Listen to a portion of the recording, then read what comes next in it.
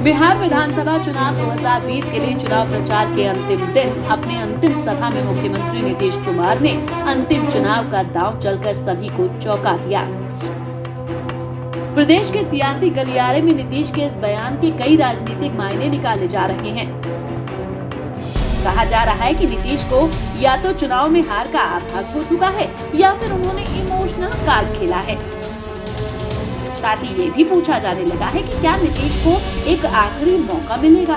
नीतीश की इस अपील को ब्रह्मास्त्र के तौर पर देखा जा रहा है।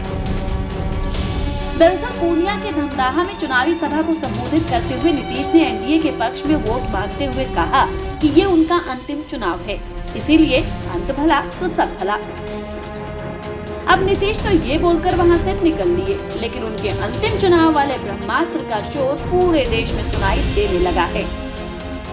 विपक्ष नीतीश के इस दांव को हार के तौर पर देखते हुए घुटने टेकने वाला बता रहा है।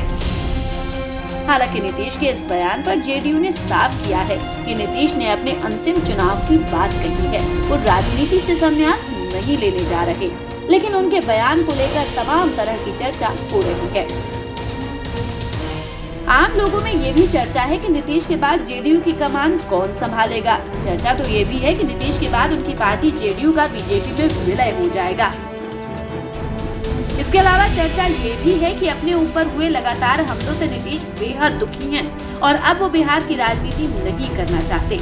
इसीलिए विधानसभा चुनाव के बाद वो केंद्र में मंत्री पद संभाल सकते हैं और उसके बाद नरेंद्र मोदी के पीएम रहते वो उपराष्ट्रपति भी बन सकते हैं। सूत्रों की माने तो बिहार में एनडीए की सरकार बनने पर नीतीश सीएम पद की शपथ जरूर लेंगे, लेकिन 6 महीने बाद वो खुद ही बीजेपी के हाथ सत्ता को सौंपकर दिल्ली कूच कर जाएंगे। सूत्रों के मुताबिक नीतीश के बाद बीजेपी की ओर से केंद्रीय गृह राज्य मंत्री नित्यानंद राय प्रदेश के नए सीएम हो सकते हैं। हालांकि इन कयासों और चर्चाओं में कितना दम है, ये तो आने वाले दिनों में ही पता चलेगा। Bureau report.